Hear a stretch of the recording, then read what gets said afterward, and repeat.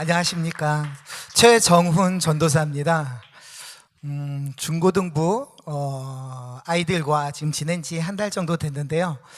많이 낯설고 하지만 아이들이 너무 착하고 순진한 모습들을 보면서 저도 그 아이들을 좀 더 닮아가야겠다 그런 생각을 하게 됩니다.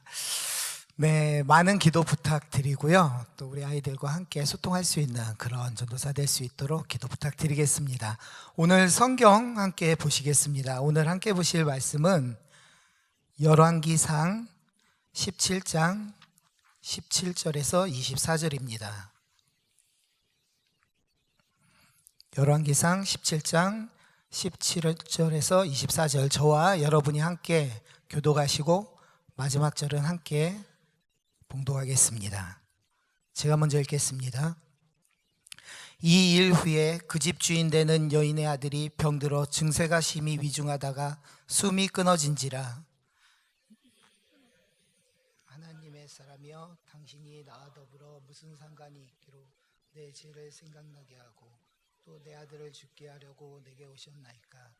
엘리야가 그에게 그의 아들을 달라 하여 그를 그 여인의 품에서 받아 안고 자기가 거처하는 다락에 올라가서 자기 침상에 누이고 그래서 이르되 내 하나님 여호와여, 주께서 또 내가 우거하는지 과부에게 재앙을 내리사 그 아들이 죽게 하셨나이까 하고 그 아이 위에 몸을 3번 펴서 엎드리고 여호와께 부르짖어 이르되 내 하나님 여호와여, 원하건대 이 아이의 혼으로 그의 몸에 돌아오게 하옵소서 하니 엘리야의 소리를 들으심으로 그 아이의 혼이 몸으로 돌아오고 살아난지라. 엘리야가 그 아이를 안고 다락에서 방으로 내려가서 그의 어머니에게 주며 이르되 보라, 내 아들이 살아났느니라. 엘리야에게 이르되 내가 이제야 당신은 하나님의 사람이시요 당신의 입에 있는 여호와의 말씀이 진실한 줄 아노라 하니라. 아멘. 네, 오늘 말씀은 엘리야, 그 이름을 고백하는 삶입니다. 열왕기서는 여러분도 많이 아시겠지만 솔로몬의 통치부터 예루살렘의 멸망과 바벨론 포로기까지에 이르는 역사적인 사건을 다룬 그런 책입니다. 그렇기 때문에 북이스라엘과 남유다의 많은 왕들의 이야기들이 나와 있죠. 성경에서도 열왕기서를 역사서로 분류를 하죠. 그런데 오늘 본문을 보면 그 역사서의 정가운데 하나님의 사람인 엘리야가 갑자기 등장합니다. 하나님의 사람, 예언자, 그는 누구일까요? 예언자는 어떤 사람일까요? 흔히 우리가 예언이라고 얘기하면 장래의 일을 말하는 것, 일기예보 같은 그런 예언을 생각할 수 있는데, 사실 이 예자는 미리 예자가 아니라 맡길 예자입니다. 그러니까 무엇을 맡겼다는 뜻이죠. 하나님께서 그에게 하나님이 하시고자 하는 말씀을 맡기신 거고요. 그 말씀을 그대로 선포하는 게 예언자입니다. 그런데 인간의 역사에 갑자기 엘리야가 등장하며 하나님이 무엇인가 얘기하려고 하시는 것 같습니다. 여러 왕들이 죽이고 죽고하는 그런 인간사에 하나님은 예언자를 통해서 무슨 말씀을 하시는 것일까요? 그때뿐만이 아니라 지금 이 시간에도 우리가 함께 말씀을 나누는 저와 여러분에게도 무슨 말씀을 하시는지 그것을 깨닫고 또 그것을 나의 삶에 적용하는 시간이 되길 소망합니다. 오늘 본문은 이렇게 시작합니다. 17절에 보시면 이 일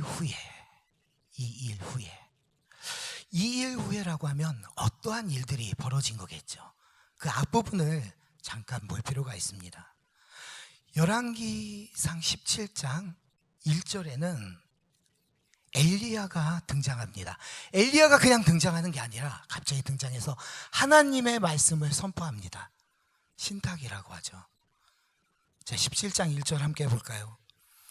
엘리야가 아합에게 말하되 내가 섬기는 이스라엘의 하나님 여호와께서 살아계심을 두고 맹세하노니 내 말이 없으면 수년 동안 비도 이슬도 있지 아니하리라 하니라. 요즘 보면 과학과 문명이 많이 발전이 돼 있잖아요. 이런 상황에서도 가뭄이라는 것은 사람이 이렇게 좀 뛰어넘기 힘든 것인 것 같습니다. 요즘 중국에도 보면 가뭄이 올 때 인공 강우를 만들고 또 농산물을 가뭄에 좀 내성이 강한 그런 작물들을 키우고 또 우리는 일기예보가 있죠. 일기예보를 통해서 조금 미리 알 수는 있습니다. 하지만 몇 달간 가뭄이 계속되면 농작물의 금액도 오르고 또 어디선가에서는 또 굶주려서 죽는 그런 일들을 우리 뉴스에서도 종종 볼 수 있습니다. 그런데 성경은 어떻겠습니까? 이 시대는 더 말할 나위가 없겠죠. 네, 하나님은 그의 선지자 엘리야를 통해서 아합 왕에게 왜 이런 선포를 했을까요? 이런 선포를 외치는 엘리야를 아합 왕은 그냥 둘 리가 없습니다. 가뭄이 온다고 하는데 비가 내리지 않는다고 하는데 그래서 하나님이 엘리야를 숨기시죠. 그리 시내가에. 거기에서 까마귀를 통해서 음식을 먹이십니다. 하나님의 은혜를 체험하는 거죠. 하지만 그 그리 시내가도 이제 마르고 맙니다. 정말로 비가 안 오는 일이 벌어지고 있는 겁니다. 그런 상황에서 여러분도 다 아시는 것처럼 하나님께서 엘리야를 시돈 땅 사르밧으로 가도록 하십니다. 저는 너무 궁금했어요. 왜 하필 시돈 땅 사르밧으로 가게 하실까? 사실 그 땅은 지금 아합이 우상숭배에 쩌들고 가장 악한 왕이라고 하는 그런 바알을 섬기는 그런 바알의 본거지가 시돈 땅입니다. 그런데 지금 방금 엘리야를 통해서 비가 안 올 거라고 선포하시고 또 그 엘리야를 시돈 땅으로 보내십니다. 가고 싶지 않았겠죠. 엘리야는 순종을 해서 시돈 땅으로 갑니다. 그런데 그 다음은 더 힘든 것 같아요. 시돈 땅에 가서 누구를 만나냐면 과부를 만나라고 합니다. 성경에 보면 우리가 과부, 또 고아, 또 가난한 자, 병든 자, 장애가 있는 사람, 그런 사람들은 일반인들처럼 생활을 할 수 없는 아주 극빈층, 그런 사람들 아닙니까? 그런데 그 땅에 가라는 것도 이해가 안 되는데 과부에게 가서 먹을 것, 음식을 구하라고 이렇게 말씀을 하시는 겁니다. 역시 과부를 만났는데 그 과부는 가난에 아주 찌들어 있습니다. 그 과부의 말을 한번 보겠습니다.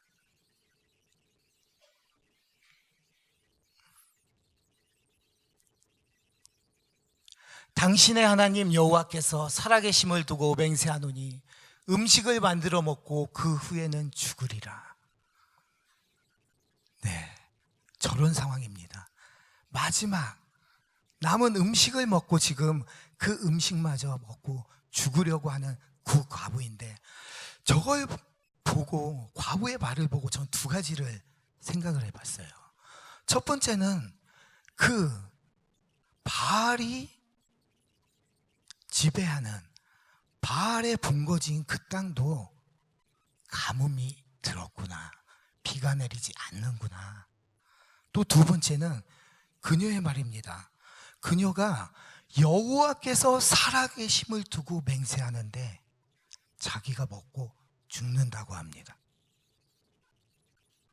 어떻게 입술로는 살아계신 하나님을 이야기하면서 자기는 이 음식을 먹고 죽을 거다.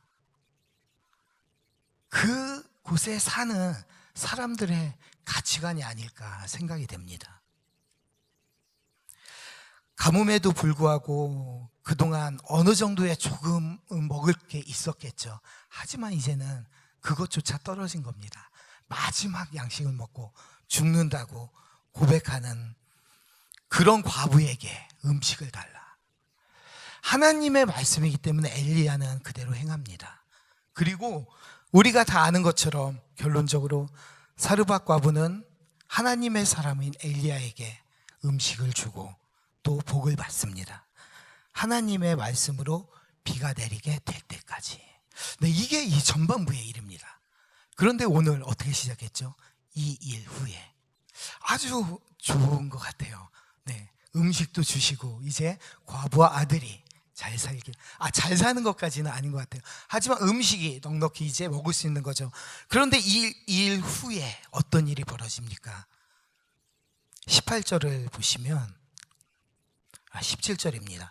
이 일 후에 그 집 주인 되는 여인의 아들이 병들어 증세가 심히 위증하다가 숨이 끊어진지라. 아들이 죽은 것입니다. 아들이 죽자 여인은 엘리야와 하나님을 원망합니다. 하나님의 사람이여, 당신이 나와 더불어 무슨 상관이 있기로 내 죄를 생각나게 하고 또 내 아들을 죽게 하려고 내게 오셨나이까.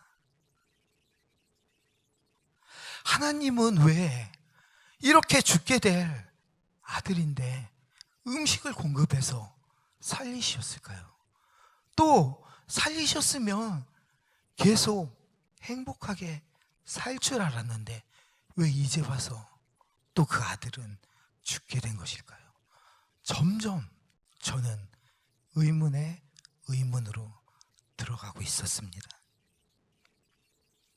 과부에게 아들은 그 존재 이상인 것입니다. 과부의 말대로 그 과부의 죄 때문에 과연 아들이 죽었을까요? 아니면 이후에 나오는 엘리야가 하나님께 부르짖을 때 엘리야는 그렇게 말합니다. 하나님이 그 과부에게 재앙을 내리사 죽게 하셨다. 하나님이 재앙을 내리신 걸까요?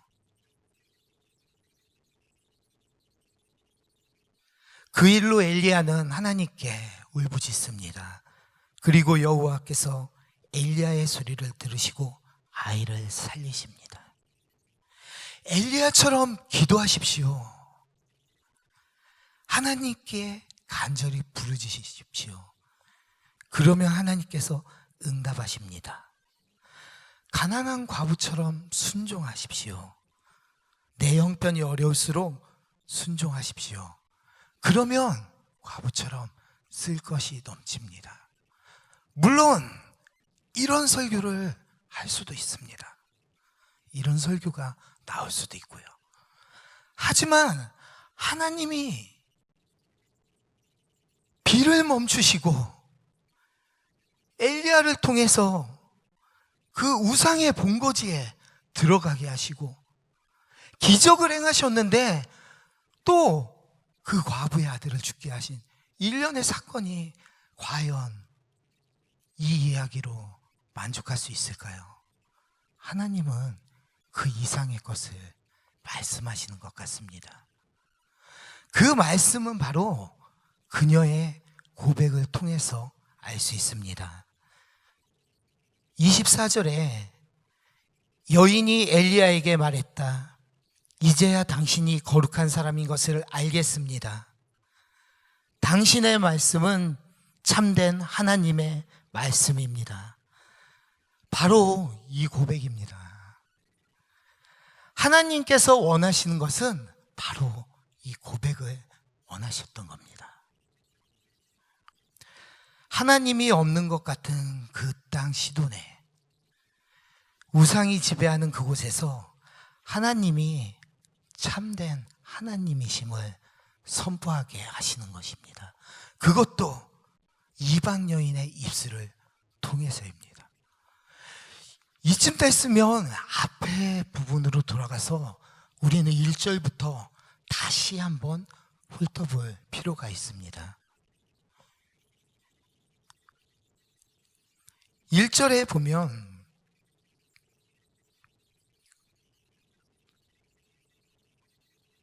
네, 내가 섬기는 이스라엘의 하나님 여호와께서 살아계심을 두고 맹세하노니 내 말이 없으면 수년 동안 비도 이슬도 있지 아니하리라 하니라. 많은 사람들이 아합이 섬기는 그 바알이 그 땅을 지배한다고 생각하고 있었습니다. 바알은 다산과 풍요를 상징합니다. 비를 가져온다고 사람들은 생각하고 있었습니다. 하지만 어떻습니까? 하나님께서 그곳에 엘리야를 보냈을 때 그곳에 비는 내리지 않고 있었습니다. 가뭄을 시작으로 하나님께서 이 땅의 진정한 왕이 누구신가를 보여주신 것입니다. 한발라가 그 다음에 시돈 땅 사르밧으로 이동해 봅니다. 아까 말씀드린 것처럼 아합은 시돈과 두로, 성경에서 많이 나오는 지역인데요, 바닷가, 그 지역은 아주 자원이 풍부하고 무역이 있기 때문에 풍요로운 지역입니다. 아마 그 풍요로운 것들을 쫓아 아합은 그 지역의 딸인 이세벨과 결혼을 한 겁니다. 그 이세벨은 바알 우상을 가지고 들어오고 그것으로 인해 북이스라엘과 남유다는 우상 숭배에 시작하게 됩니다. 그곳에 가보니 어떻습니까? 풍요의 우상이라고 하는 그 본거지에는 먹을 것이 없어서 오늘 하루 먹고 죽겠다는 그런 과부가 엘리야를 기다립니다. 우리는 다 속고 있었던 것이죠. 오히려 그곳에서 기적을 행하시는 분은 여호와 하나님이십니다. 살아계신 하나님이시죠. 심지어 하나님은 죽은 아들까지 살리시는, 그 죽음까지 주관하시는 그런 참 하나님이십니다.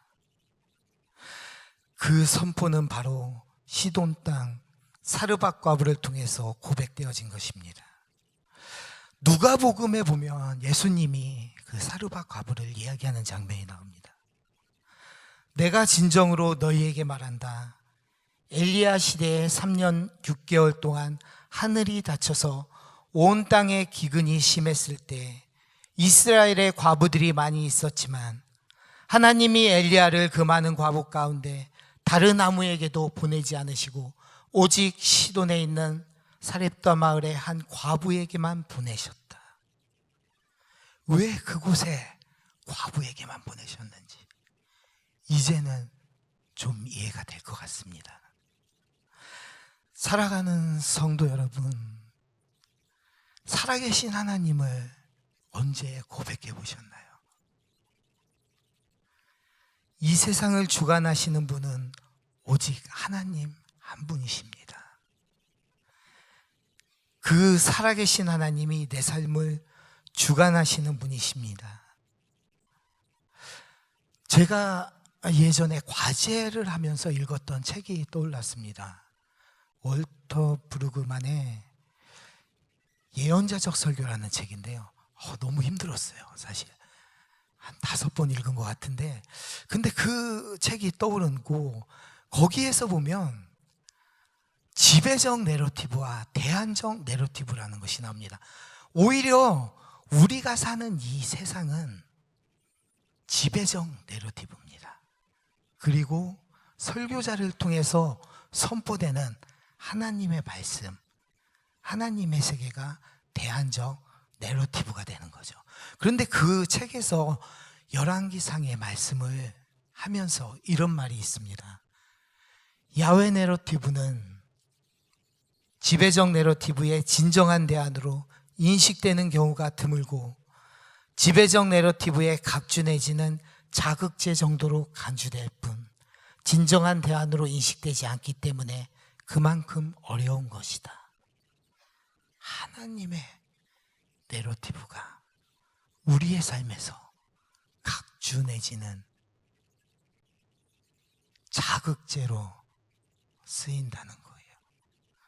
그만큼 힘들기 때문에 우리에게 선포되는 말씀이 있어도 그 대안적 내러티브가 우리의 삶을 움직이기가 쉽지 않다고 이야기하는 겁니다.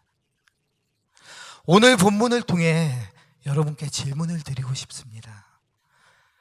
하나님의 백성은 왜 바알을 따라갔을까요? 나는 지금 그럼 어떤 삶을 따르고 있나요? 내가 고백하는 하나님은 혹시 내 삶의 자극제는 아닌가요? 지금도 많은 사람들이 그때처럼 하나님이 없다고 말합니다. 하나님이 살아계신다면 한번 그 음성을 듣고 싶다고, 아니면 하나님 내 눈에 한 번만 하나님을 보여주세요. 그럼 내가 하나님을 믿을게요. 많은 사람들이 그렇게 얘기합니다. 태초에 말씀이 계시니라. 이 말씀이 하나님과 함께 계셨으니 이 말씀은 곧 하나님이시니라.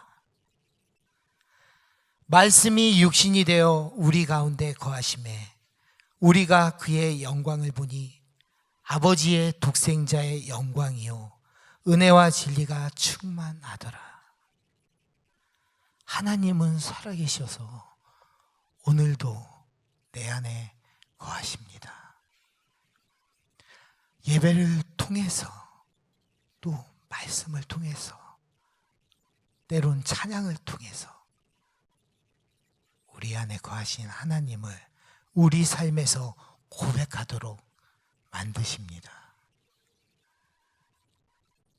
엘리야 그 이름을 고백하는 삶이 되길 소망합니다. 하나님은 여호와는 하나님이십니다. 여호와는 나의 하나님이십니다.